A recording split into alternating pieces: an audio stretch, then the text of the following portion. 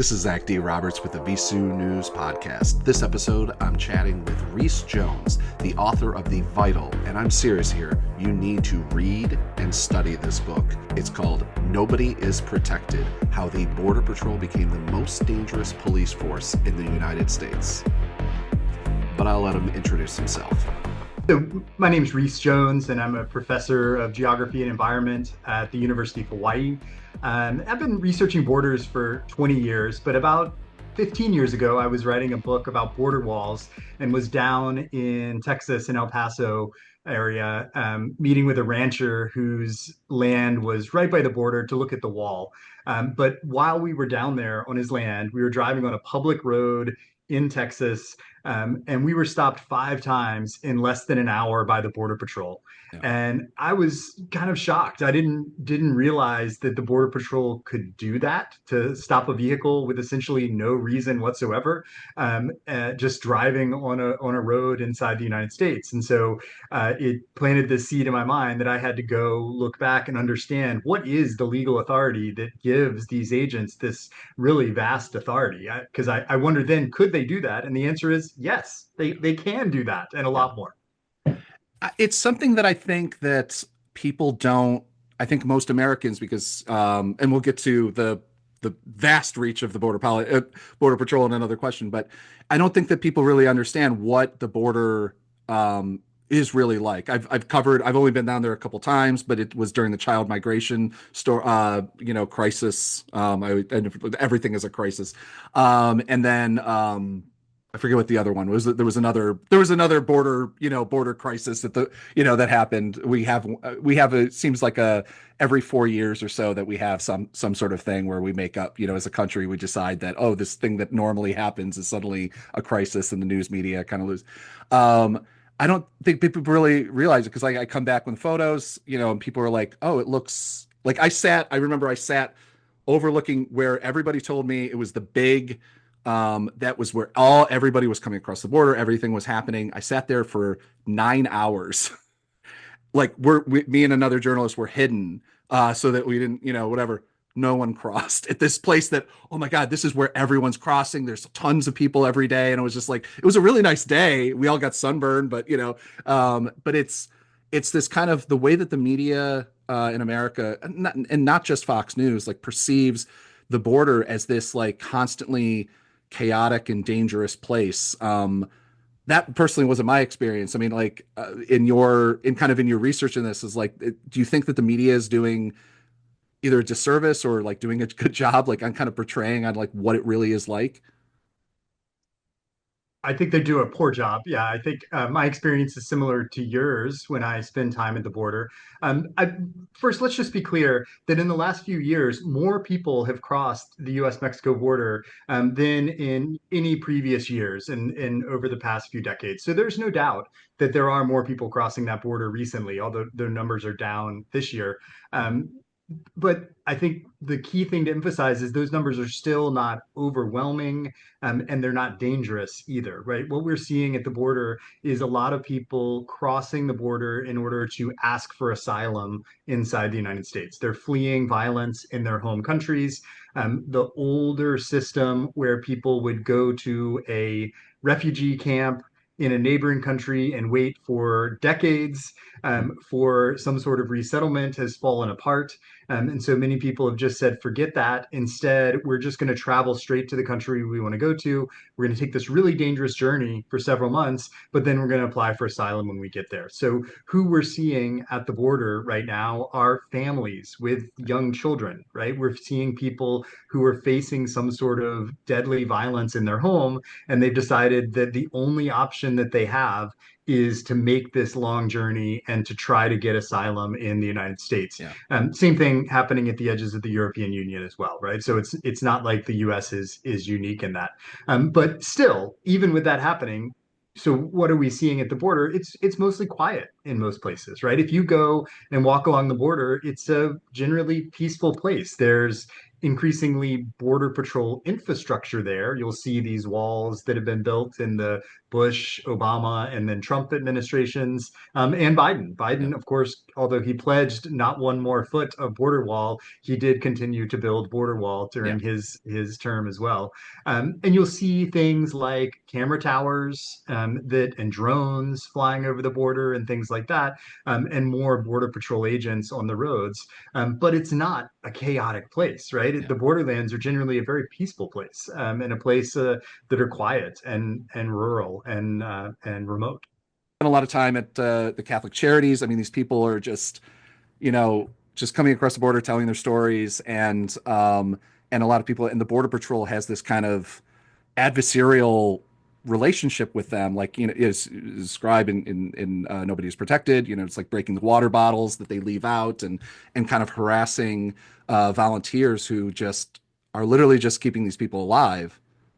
Yeah, yeah, exactly. That's a trend we see in the US and in Europe as well of targeting humanitarian aid workers for prosecution and essentially arguing that these people are somehow human traffickers, right? We're talking about good Samaritans who, in this case, with no more deaths, are trekking into the desert, Yeah. setting up food and water stations so that these people who are going 60, 80 miles through the desert with very little supplies have something that can keep them alive, right? Yeah. Those are the types of people that are getting charged with aiding of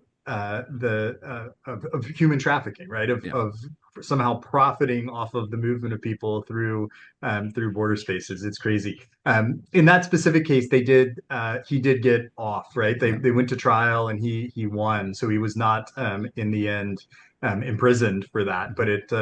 Yeah, it's troubling that targeting of people helping people on the move, and thinking about what the next Trump administration might look like. I think Yeah. it's things like that that we'll see a lot more of, right? Is using laws in order to not just target immigrants, but to Yeah. also target Americans who help immigrants in some sort of a way, right? And Yeah. using these laws to kind of extend the reach of that government authority into these additional realms.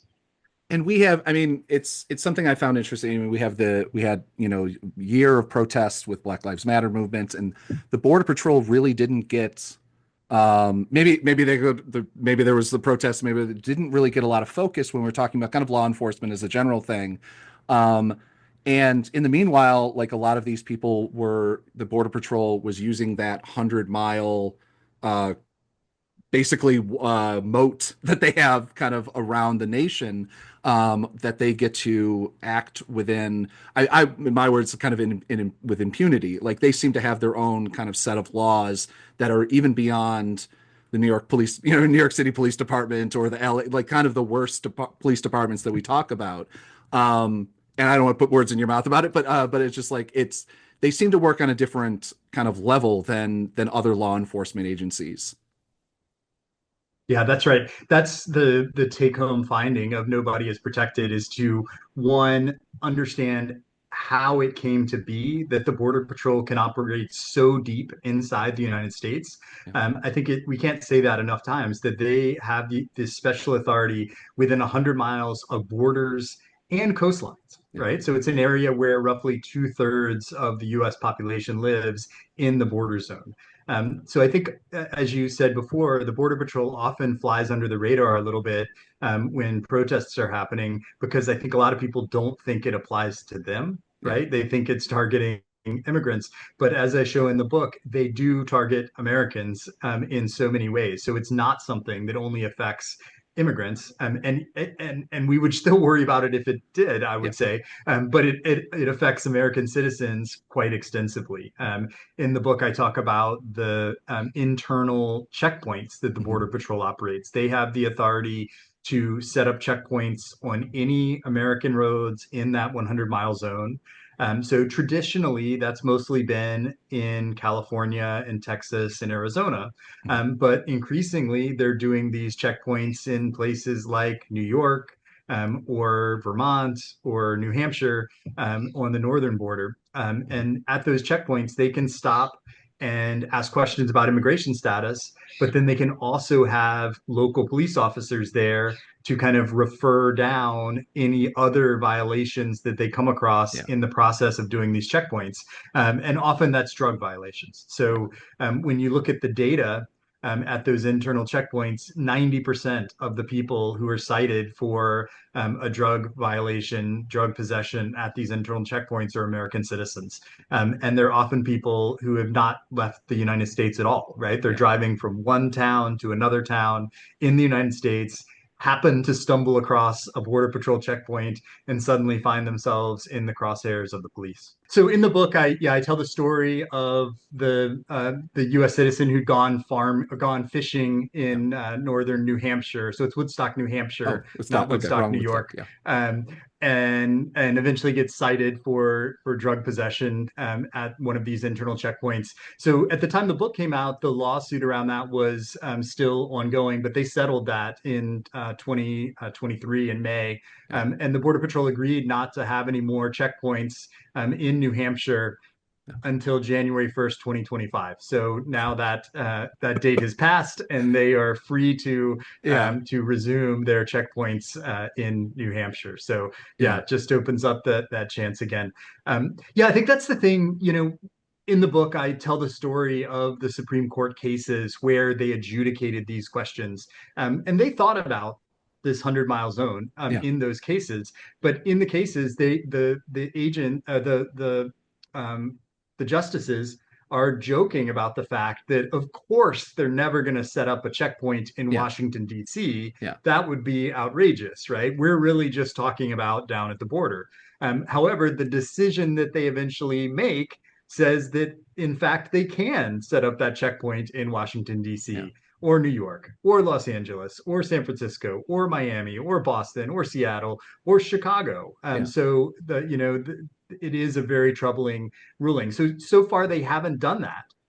But the thing that I emphasize in the book is that they can, right? And just like you were saying, um, what this next Trump administration could do is test the limits of these things, right? Mhm. They did some of this stuff, I think, in their last administration, but I think in a lot of ways they didn't think they were going to win that election, and maybe Yeah. they weren't as prepared as they could have been to do all this stuff. Now they've had 4 years to really plan this out, Yeah. and really a year where it seemed like Trump was going to win. So I think they're much more ready to Yeah. be more aggressive on these things and do a I don't mean this as in good, but to do a better job of implementing them, right? Like Yeah. Yeah. Yeah. better, more effectively Yeah. implement these things that they want to do, which is what's so troubling about it. And the police union endorsed Donald Trump, but the Border Patrol union, I have never met a more like he was MAGA before Trump. That union, I forget the head of the guy. I interviewed him a couple years ago, and it is like it's truly wild of like how out there and open they are with it's almost like sovereign citizen level kind of talk that this guy does. So I personally have no real doubt that if Trump and Homan and Stephen Miller, basically make some plans that they'll kind of go along with it, which is one of those deeply worry things. The could you Well, talk? and the, Yeah, and yeah, they already have, right? I yeah, think that's the thing to emphasize.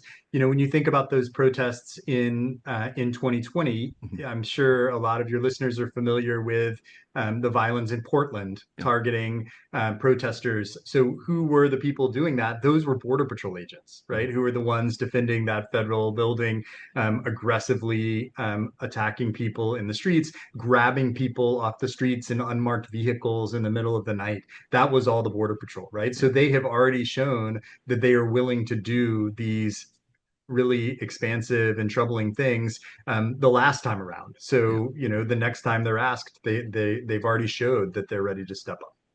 Now, I got as I talked off air about this, but I had a opportunity to ask the new border czar, which I also found out that he was appointed border czar in the last year of the last Trump administration, and then never actually showed up to serve, which was an interesting thing, um, which is weird. So he's the border czar, and which doesn't kind of has a there is no actual position. There's no kind of guidelines. There's nothing. But I asked him a question about Operation Wetback, which is also another one of those. I found there's only a handful of people. You've written about it. There's only a handful of other people that have really delved into this time period during the Eisenhower administration where we did something very similar to what Donald Trump is proposing, these mass deportations and kind of like real just families. It's like if the if the mom is a undocumented immigrant, you take the whole family with them, in kind of like it was hundreds of thousands of people, and by most accounts like somewhat of a disaster. It worked really great for the people that wanted this thing to happen. But I asked him if they do something similar to the 50s, and he said yes, but it would be more controlled, which I thought was he knew what I was talking about offhand. And also that he agreed, yes, this is something we're going to do, but we're going to do it better. I don't know. This is literally just a like you have a thought on like I mean like where we could what that would look like or just reaction. Yeah. So one of the things with Operation Wetback, so this was in the early 1950s. It turns out, though, if you look into it carefully, they didn't actually grab that many people in the operation. Instead, it was a PR stunt, Yeah. really, right? They kind of, for a brief period of time, for a couple of months in the summer of 1954, they sent out all these groups and they did grab people. They grabbed American citizens and deported them across the border. Yeah. And then they, kind of wiped their hands and said success. And then the way that they prove their success is maybe a point of possible positive outcome is that in the years after that, it's not that there were fewer undocumented people in the United States. Instead, they just stopped rounding people up. They Yeah. reassigned people to different units. And so then magically, after this big year of deportations, the next year the numbers went way down. And the year Yeah. after that, much more down. And it's not that there were fewer people, they just stopped rounding people up. But Yeah. they were able to point to this success. Look at all this great things we did. We took them out of the country and then and then the deportations went down. So, we won. So yeah, so in a lot of ways, it kind of matches a Trump type of policy, right? In that, Yeah. Yeah. it's Hope, I mean, a kind of lot of hopefully, but yeah. bluster, Yeah. yeah, racist, cruel, but then also really just bluster. So, Yeah. so yeah, I think it's perfect for Trump. Also seems to have had I kind of made some connections that probably had some background with the John Birch Society. So also some stuff there too, because they're making a comeback, which is Yeah. wild. Which speaking of like absolute wild conspiracies, I mean, we have this other problem where Tom Homan, the more and more I research and the more and more I read about him, I mean, this is not to say anything about Stephen Miller, who has his own, I mean, literally working for white nationalist, working with white nationalist organizations like CIS. And but Tom Homan is like I have a quote from him that I recorded at the I don't know if you've ever heard of this, the Rod of Iron gun festival in upstate Pennsylvania. It's run by a former Mooney cult leader. And this is the religion that worships the AR-15. You might have seen like a Vice story or two about it. But he is talking about basically that the Democrats purposely want bad border policy, and that basically that's a great white replacement theory. Call it what you want. There's got to be a reason to unsecure the border, and it's it's interesting considering Tom Homan got the highest civilian um, like worker employee award under Barack Obama. He was praised massively under Barack Obama, who is deporter in chief, as we call him, as they called him. And so it's I guess another one of those like I find that so much of border policy. You have this great ending in your book where it's kind of, I think you touch a little bit upon this kind of idea. It's like so much of border policy is not built on policy. it's built on racism, it's built on fear, it's built on whatever kind of whatever you want to imagine. Sometimes it's, ISIS crossing the border, sometimes it's whoever's the big, boogeyman of the day. I believe Al Qaeda was supposed to be invading through Arizona back in 2002, if I remember correctly. And so I guess to like finish up, like as kind of a finishing thought, it was just like what, like as a historian of this, as kind of like I, is there, do you think there is a way forward with border policy that we can kind of have a more reasonable idea, but also um, for the next 4 years, I mean, do you see any chance of this being kind of a normal? I guess I don't. I'm really bad. I mainly just want to have a conversation with you, so it's a really hard time types asking normal questions where it's just like, how exactly do we get through the next 4 years? I always ask these terrible questions as my last question. So Yeah, I wish I had the answer to yeah, that one. You were talking about Tom Homan, and he's yeah, also closely associated with Center for Immigration Studies, which is a designated hate group.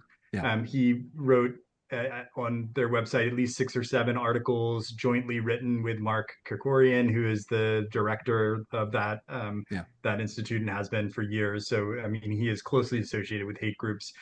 This is kind of connecting up to the topic of my previous book, which is called White Borders, yeah, which was a history of race and immigration in the US, and essentially looking at the idea of replacement, and how that underlies a lot of immigration laws all the way back to the Chinese Exclusion Act in 1882 through the Trump administration. So there certainly is a through line of those things, unfortunately. So yeah, in terms of surviving the next 4 years, I mean, I think I think it's important just to keep saying to not let the Trump administration and their supporters continue to shift the Overton window so far, right? The yeah, Overton window being the kind of the bounds of what's acceptable policy or speech in a particular area.